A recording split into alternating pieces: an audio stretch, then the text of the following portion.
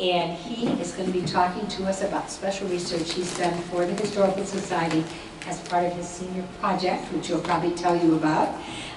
We're really happy that he's done that for us. It's a hard topic, hard to find things for. And he has a lot of family here supporting him. And so welcome to all of you. Thanks.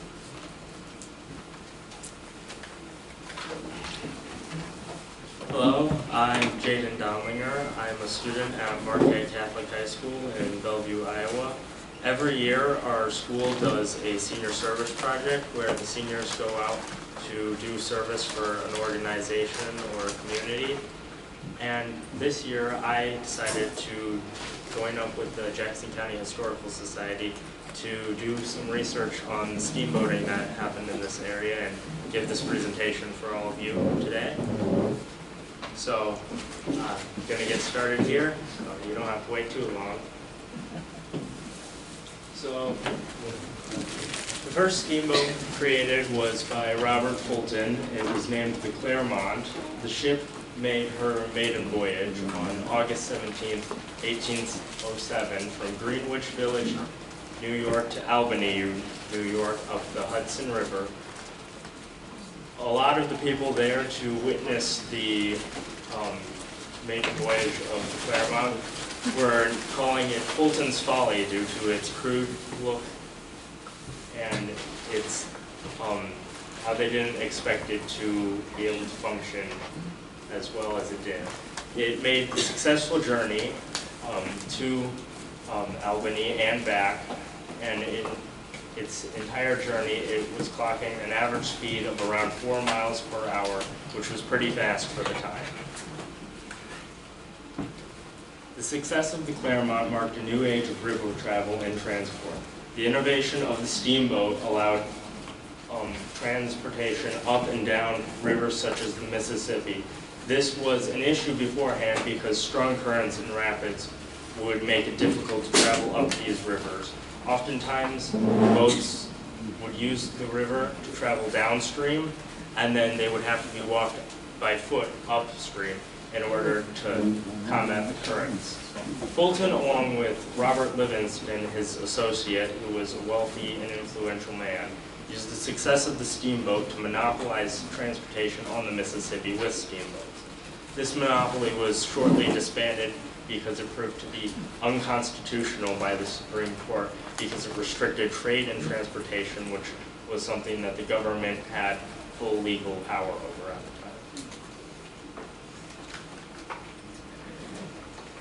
time.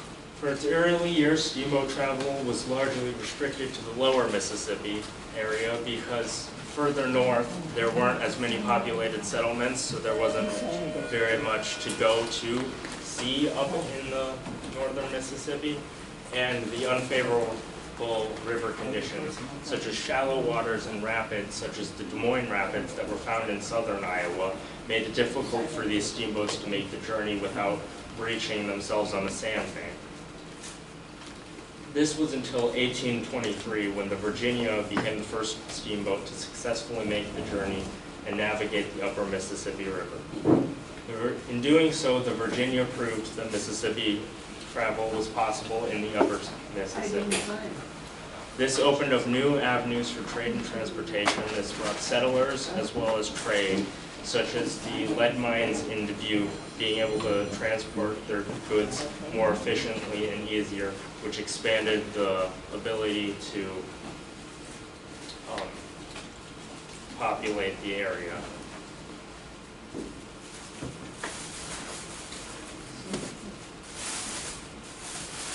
Steamboating in Bellevue saw its greatest years of operation between 1842 and 1865. Between 1830 and 1850, steamboats would travel up the Mississippi River carrying large numbers of settlers who were headed to areas such as Bellevue.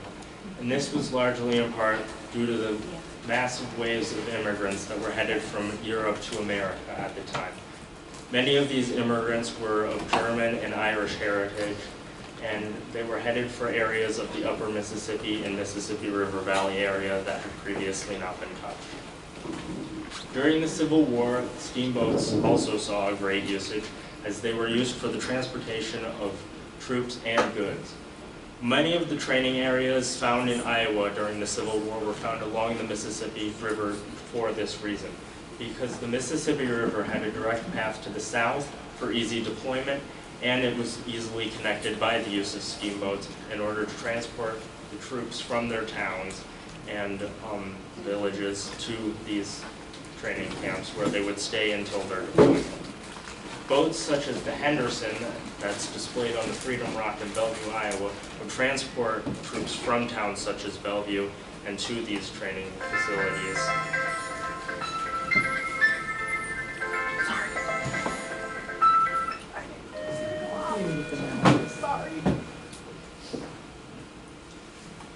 So the stern wheel packet Bill Henderson was built in 1861 in Brownsville, Pennsylvania. It would operate along the Mississippi River, traveling from Rock Island, Illinois to Dubuque, Iowa. This is most likely the same boat that's pictured on the Freedom Rock in Bellevue, Iowa, named the Henderson. It was rebuilt as a towboat in 1870 in Bellevue, Iowa before it was sold. It later sank February 18th of 1876 after a collision with another boat.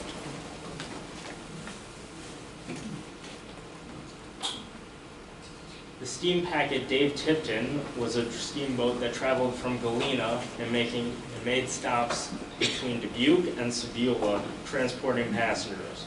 One of its stops was Bellevue, where it would drop off passengers who would travel on the stagecoaches that were waiting there for them to places like Maquoketa, Iowa.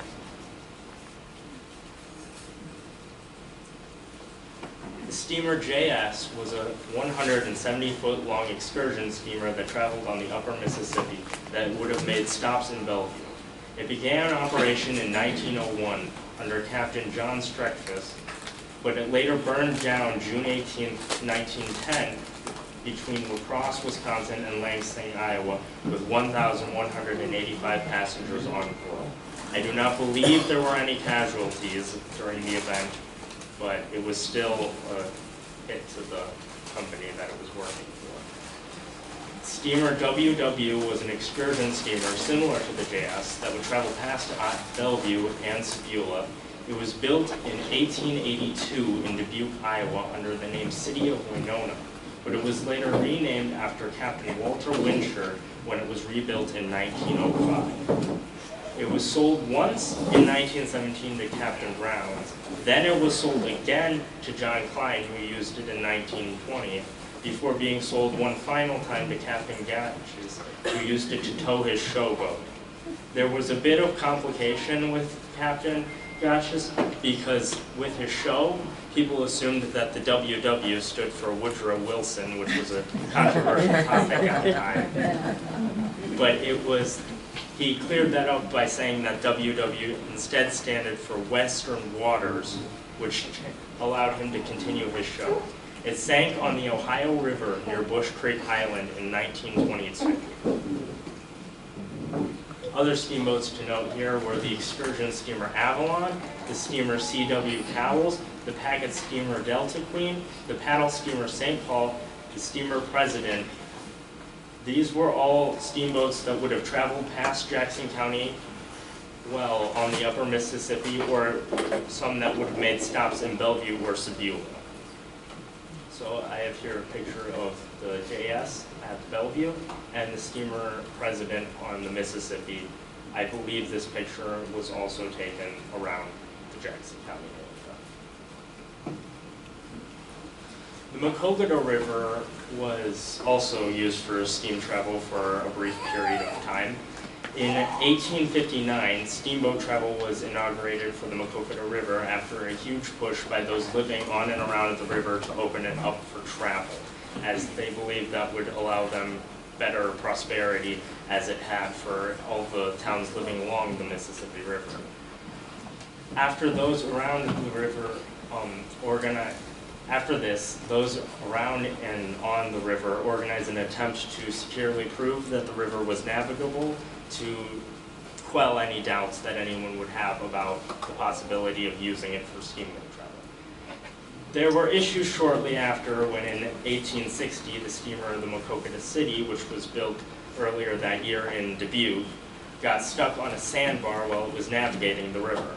This created some skepticism around the practicality of steamboat navigation on the Maquoketa River, with one report from the Bellevue Courier stating that this looks bad for her success in navigating the stream.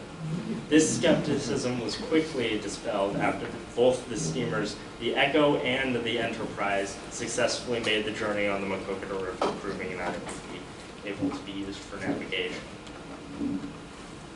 In 1864, 3 different boats, the Alice, Viola, and Sterling, were all built on the Maquoketa River for travel on it by a man named Frank Barnes in Maquoketa. While the Alice, and Viola were able to successfully operate on the Maquoketa, the Sterling proved to be too large of a boat for the river and therefore wasn't able to operate. The Maquoketa River would continue to be used for travel and transport of troops and supplies throughout the Civil War, though this proved to be an issue as constant travel slowed the development around the river because it prevented bridges from being constructed over the river, as they would obstruct the travel of these boats. So shortly after the end of the Civil War, a new attempt was made by the people of Maquoketa to declare the river unnavigable and allow the construction of bridges across the river. In 1868, authority was given to the state to allow the river to be declared unnavigable, and in 1870 it was authorized that bridges could now be developed across the river. Though before this, 2 bridges had already been constructed in 1865. This marked the end of steamboating on the Maquoketa River, and though it saw some success during its time, steamboating on the river never proved to be very practical. So, the steamer 76 was the first steamer that would operate in Sevilla in 1859. It was operated by Jacob Oswald and Matt Hudson. It replaced Wade Eldridge's horse-powered ferry that would provide transport before it. It provided transport from Sevilla to Savannah, which proved to be the main area of transportation for most of the steamboats that operated in the Sevilla area. It operated from 1859 to 1860, when it was discontinued due to its technical difficulties that it was experiencing. It was later sold to a railroad company who rebuilt it and renamed it the Iowa, which was a struggle to figure out because there are a lot of boats named the Iowa on the Mississippi River. In 1895, a new steamboat was built to operate out of Sevilla that was named the Old Midget Ferry. The Old Midget Ferry was owned by J. Kimball and Tom Lambert. It provided transportation from Sevilla to Savannah. It was in service as a ferry for 10 to 12 years before it was sold to a man named H.H. Leonard. It was dismantled by H.H. Leonard in order for him to have parts to build his large sternwheeler that was intended to traffic large amounts of people from Sevilla to Savannah. His sternwheeler proved to be too large and too costly for practical use on the river, and it was shortly sold to an excursion company. Leonard would replace the sternwheeler with a gasoline launch, which is different from a steamboat, called the Hiawatha, that he would later sell to G.L. Manning, who would in turn sell it to George and Walter Whitney in 1908. George and Walter Whitney were brothers who operated within the transport business on the Mississippi River out of Sevilla.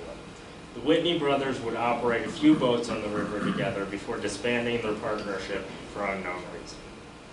Irene D was one such boat that was purchased by the brothers in 1909. During its operation, it would tow logs and lumber for the Box Company in Clinton. After disbanding, George Whitney would continue within the business alone with the boats Leola May and the Iona Pearl. The Leola May was built in 1916 by George Whitney. It was the first boat operated by George after disbanding with his brother. It served as a ferry for those traveling between Sevilla and Savannah, primarily by those who were employed by the railroad in Savannah. And here we have a ferry time card from the schedule that George would have operated on during the week.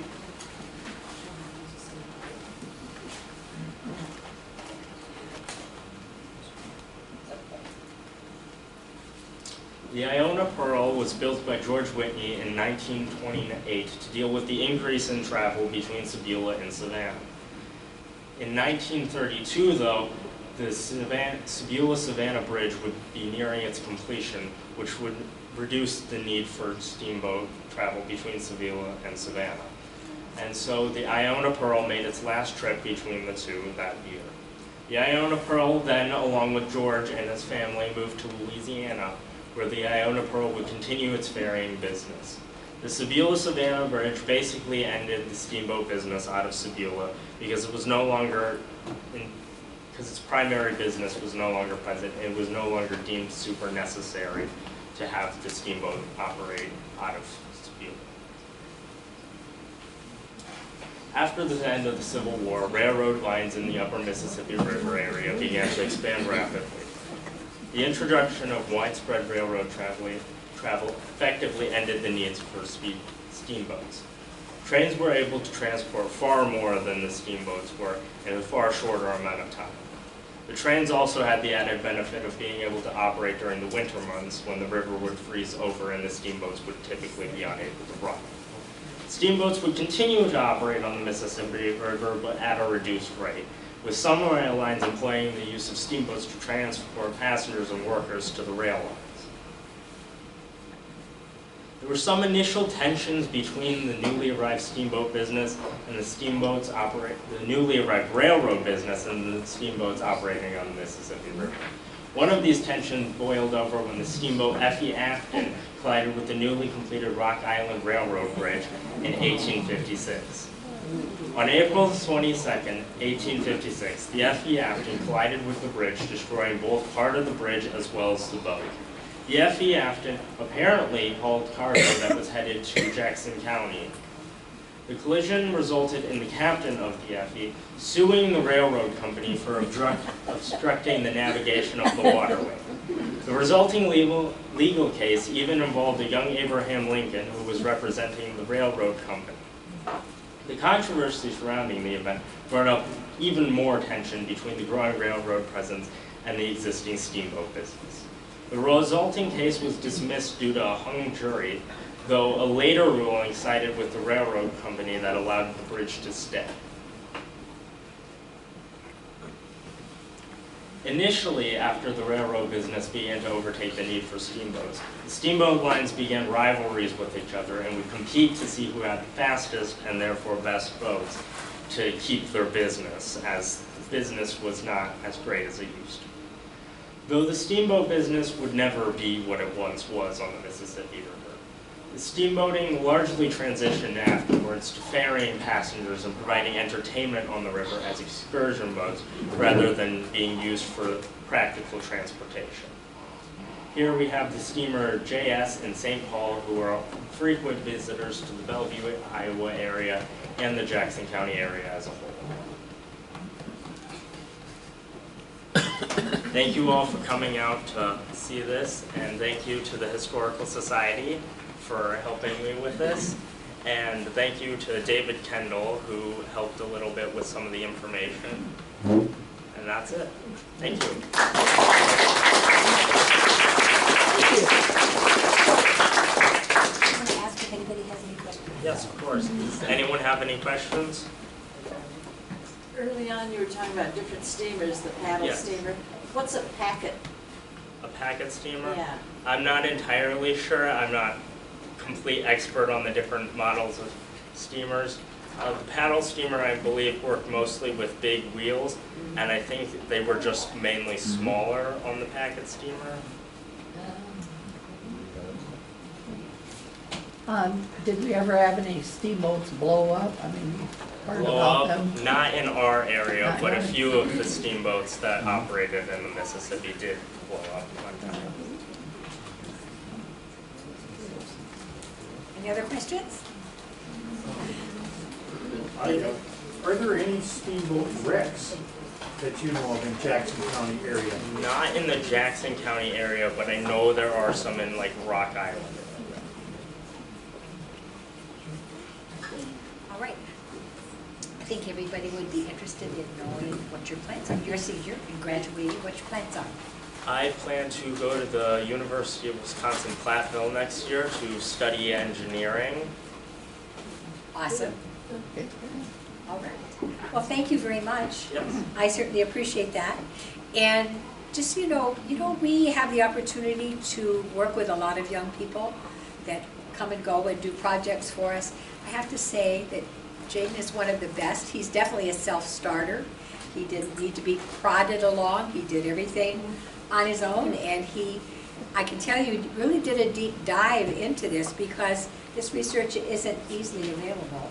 And he has filled in a lot of gaps that the Historical Society has in I'm sure Kathy, who's been going through our records, knows this. We didn't have very much information, so he's done a great job of digging out things that we did not know about that now we will know about forever forward. And so to Jaden's family, I just want you to know this will be on our Jackson County Historical Society YouTube channel, so you can go back and watch it, or those of you who weren't able to come will be able to see it. But thank you very much for coming and doing that. We appreciate it.